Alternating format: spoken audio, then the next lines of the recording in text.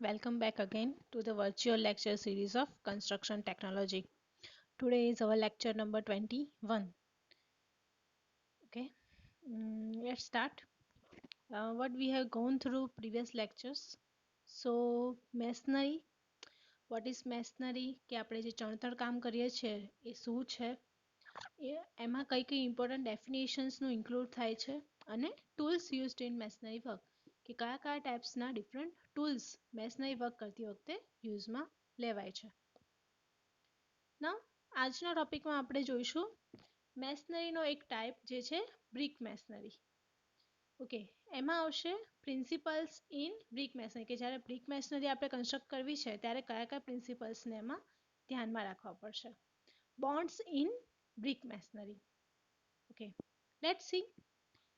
Brick masonry actually બે પ્રકારની BRICS હોય છે કે જેમાં ટ્રેડિશનલ બ્રિક્સ અને બીજું આવે છે modular BRICS. Okay, what is traditional BRICS?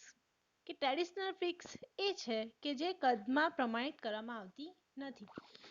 બધી જગ્યાએ એની સાઇઝ કેવી હશે? વેરાઇઝ થતી હશે. એટલા માટે જ એને ટ્રેડિશનલ કહીએ છીએ, જે વર્ષોથી ચાલતી આવી હોય પણ એનામાં કોઈ જ માપદંડ ફિક્સ હોય નહીં, મેઝરમેન્ટ્સ એના ફિક્સ હોય નહીં. જેમ કે ગુજરાતમાં જે યુઝ થતી હોય ટ્રેડિશનલ બ્રિક્સ એના કરતાં રાજસ્થાન મુંબઈમાં યુઝ થતી હોય, મહારાષ્ટ્રમાં યુઝ થતી હોય તે ડિફરન્ટ હશે. ઓકે, એટલે કે ટ્રેડિશનલ બ્રિક્સના પરિમાણો બદલાયા કરે છે. તેની લંબાઈ ઓકે એટલે વેરાઇઝ કેટલી થાય છે તો કે એની લેન્થ 15 to 25 સેન્ટીમીટર હોય છે, જે રેગ્યુલર કરતાં ઓછી કાં તો વધારે હોઈ શકે છે. પહોળાઈ કેટલી હોય છે તો કે 15 to 25 સેન્ટીમીટર અને થિકનેસ એટલે કે જાડાઈ એની 5 થી 10 સેન્ટીમીટર. એટલે કે આપણે એનું જ્યારે એલિવેશન જોઈએ ત્યારે આપણને 5 to 10 સેન્ટીમીટર સુધીનું મળે છે. Okay, again brick used in the masonry can be of two types: traditional bricks, modular bricks. Okay, in first, traditional bricks are those which have not been standardized in size. It is not standardized in any particular size that everywhere it will be followed. The dimensions of traditional bricks vary from place to place. It may vary from one place to another place. Okay, if we go through its dimension, the length varies from 15 to 25, width varies from 15 to 25 also, and thickness varies from 5 to 10. Okay, now second one, which is modular bricks. Indian standard ઇન્સ્ટિટ્યુશન્સે આખા દેશ માટે સરખા ઈંટનું કદ સૂચવ્યું છે. બરાબર, એક જ સિમિલર સાઇઝની બ્રિક આખા જ ઇન્ડિયા માટે વર્લ્ડ વાઇડ આપણે યુઝ કરવા માટેનું સ્ટાન્ડર્ડાઇઝ કરેલું છે, જેનું કદ એટલે કે જેનું વોલ્યુમ 20 ક્રોસ 10 ક્રોસ 10 સેન્ટીમીટરનું હોય છે, એટલે 20 by 10 by 10નું હોય છે. પણ એ શું છે, મોડ્યુલર ઈંટનું રેગ્યુલર વેટ રેગ્યુલર વોલ્યુમ, પણ એનું એકચ્યુઅલ કેટલું હોય છે તો કે 19 by 9 by 9. બીકોઝ તો જે બાકીનું જે 1 by 1 જે રેશિયો છે, વોલ્યુમ છે, એ શું હશે તો કે મોર્ટાર, કે જે બે બ્રિક્સની વચ્ચે જે ગેપ આપણે ફિલઅપ રાખી છે બરાબર, એનું પણ આપણે જે વોલ્યુમ છે કન્સિડર કરીને પછી મોડ્યુલર ઈંટની વોલ્યુમ કાઢતા હોઈએ છીએ. ઓકે, સામાન્ય કદમાં મોર્ટારની જાડાઈ પણ સામેલ કરવામાં આવે છે. મેં કીધું એમ મોર્ટારની જે થિકનેસ હશે એ પણ એમાં ઇન્ક્લુડ થતી હશે. એટલા માટે જ એ વધારીને આપણે કેટલું કરીએ છીએ 20 by 10 by 10, બટ એકચ્યુઅલમાં કેટલું હશે 19 by 9 by 9નું. Okay, modular bricks in Indian Standard Institution ISI has suggested a uniform brick size of the whole country, which is said by normal size of modular brick is 10 by 10 by 10 centimeter by volume.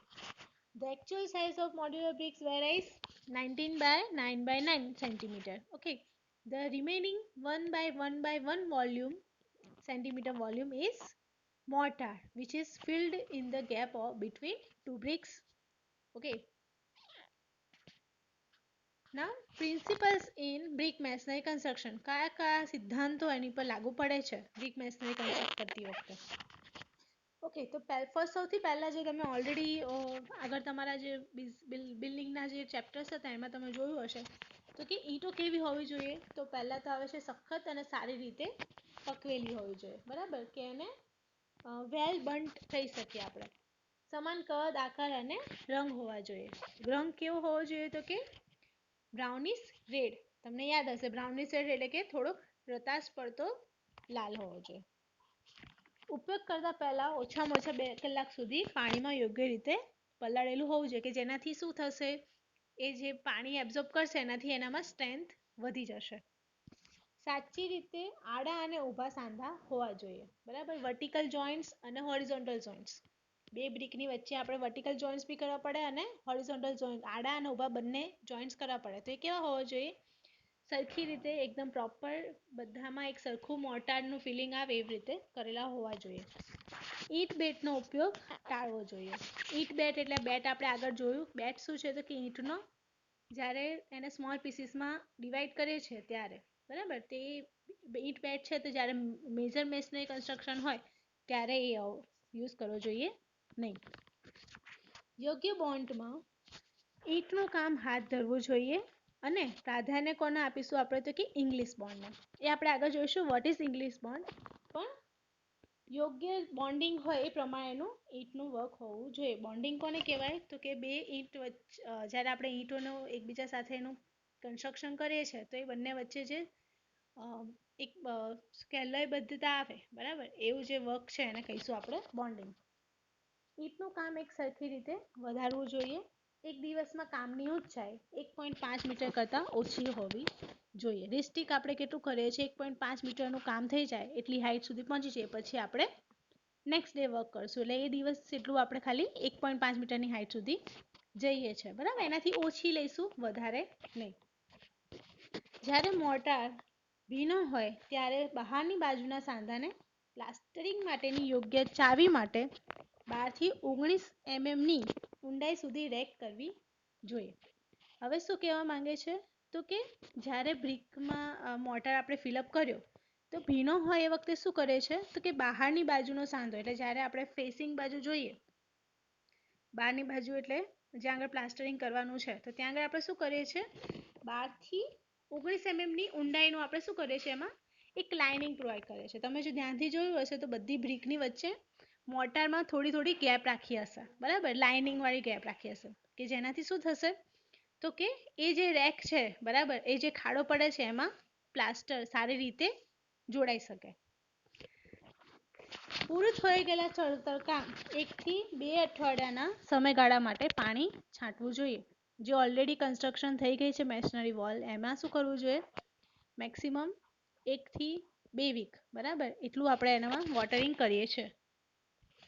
ઉચ્ચ સ્તરીય ઈંટના કામને આગળ વધારવા માટે એકલ પાલખ અપનાવી જોઈએ. એકલ પાલખ એટલે કે સિંગલ જે આપણે માળખું બાંધીએ છીએ એ એક જ હોવું જોઈએ. ડબલ આપણે કરીશું તો શું થશે, મેશનરી પર વજન આવશે, બરાબર, અને એના કારણે તૂટી જાય છે. એટલે બને એટલું ખાલી સિંગલ પાલખ હોય એવી જ મેથડ આપણે અપનાવી જોઈએ જ્યારે હાઈટ પર વર્ક કરવાનું હોય તો. Let's see again principles in brick masonry construction. Bricks should be sound, hard and well bent. Sound મતલબ કે એ જ્યારે આપણે એને તોડીએ છીએ, બરાબર, તો એ ભૂક્કા ના થઈ જવો જોઈએ, બરાબર, એના ટુકડા થવા જોઈએ, પણ એનો જે જળ કહીએ છીએ આપણે એવું ના થવું જોઈએ. હાર્ડ અને વેલ બન્ટ હોવું જોઈએ. should be uniform size, shape and color. Properly soaked in water at least 2 hours before use. After that, should be laid truly horizontal and should have truly vertical joint. સરખી રીતે આપણે એને truly horizontal and truly vertical joints આપવા જોઈએ. Use of brick bed should be avoided. Carried out in proper bond, preferably English bond. We should provide proper bonding between the bricks, there is a different arrangement of bonding about bricks. We can't lay simply just putting down the bricks at the from the bottom to the top. Okay, there are the different methods which we can say by bond. Okay, એટલે preferably આપણે કયું રાખીએ છીએ તો કે English bond preferably use થાય છે. The brickwork should be raised uniformly. Height of work in a day should be restricted less than 1.5 meter.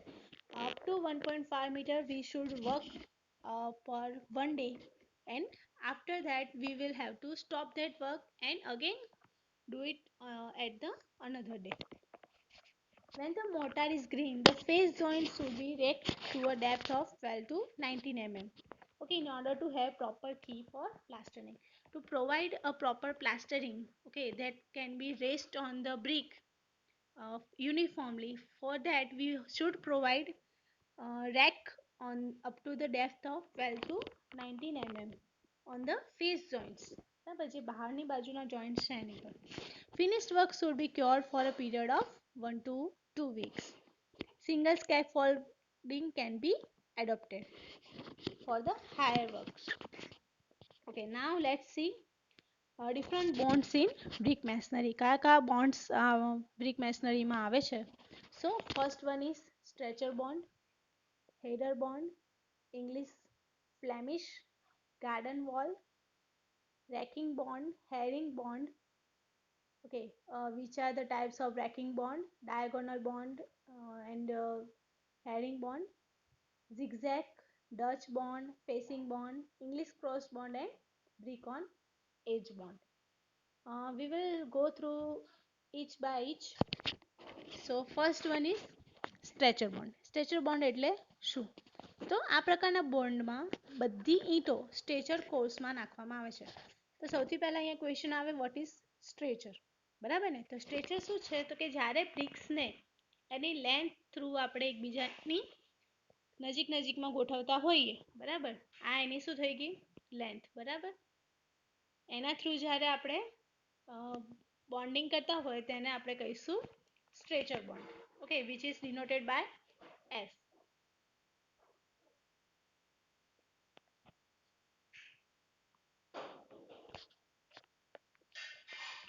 Okay, stretcher bond એક ઈંટ પાર્ટીશન દિવાલ માટે ઉપયોગી છે.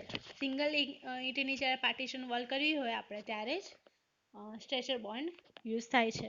વધારે જાડાઈની દિવાલો માટે તે વ્યવહારુ નથી. બીકોઝ શું થશે?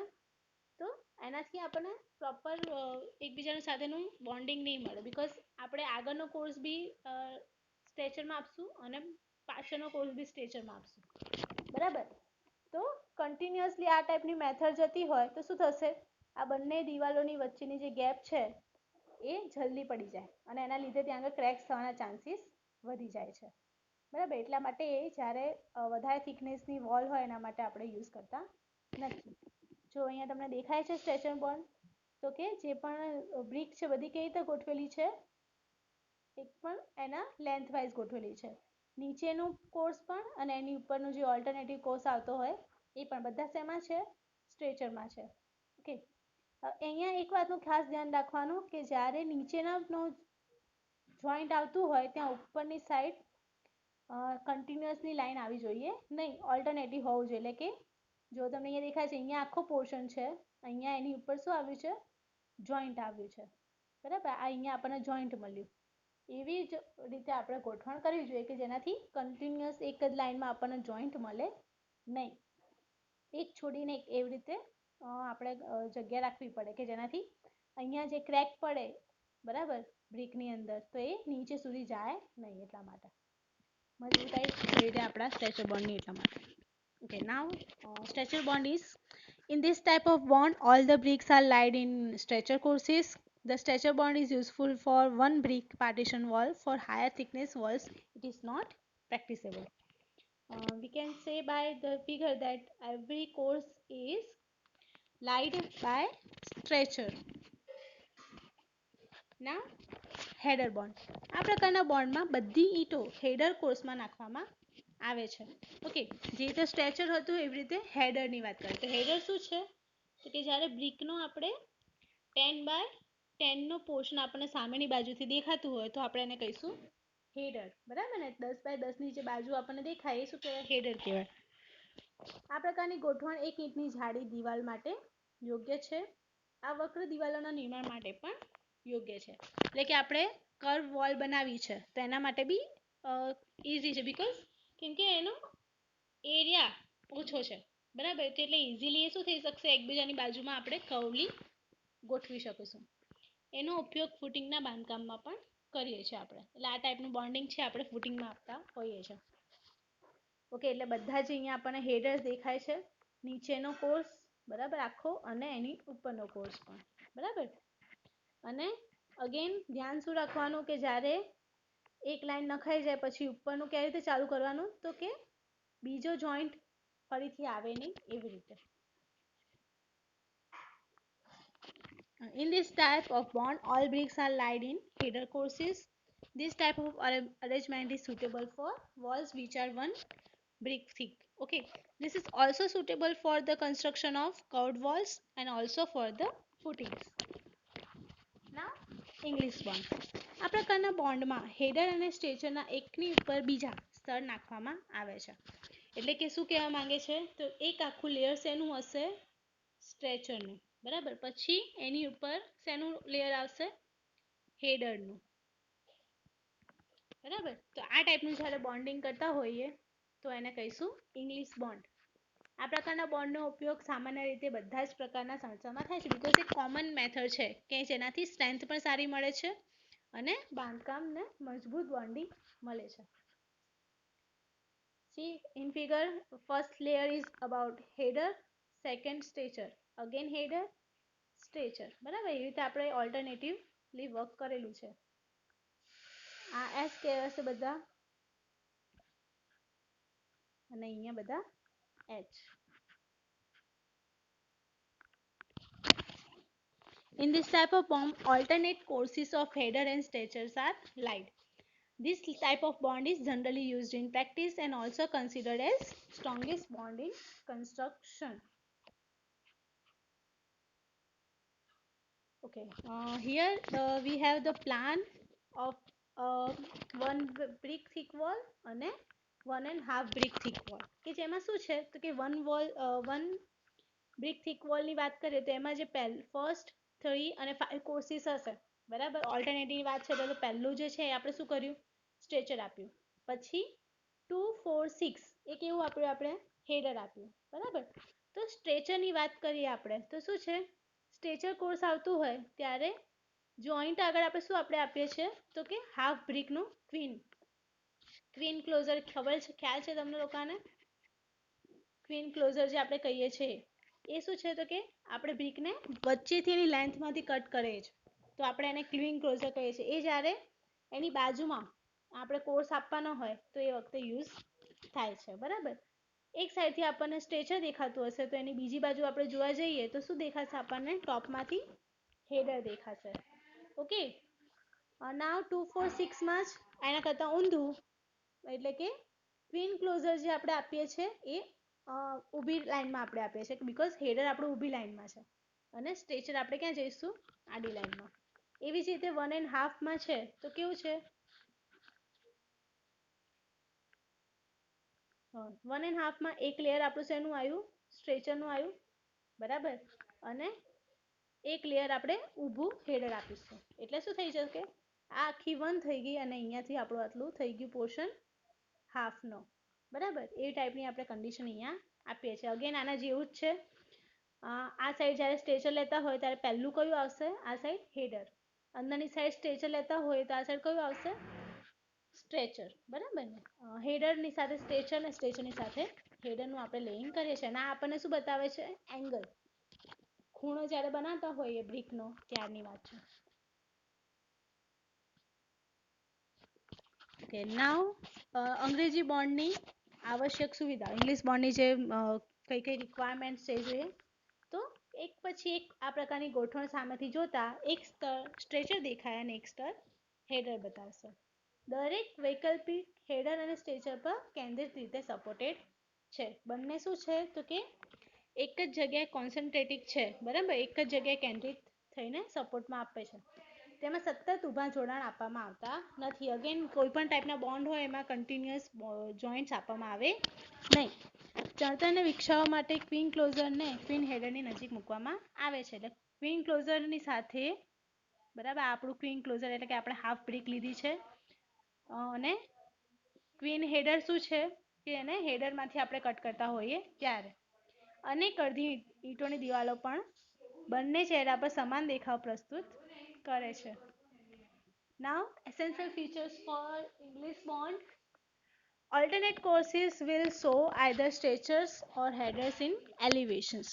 Okay, every alternate header is centrally supported over a stretcher. There is no continuous vertical joints.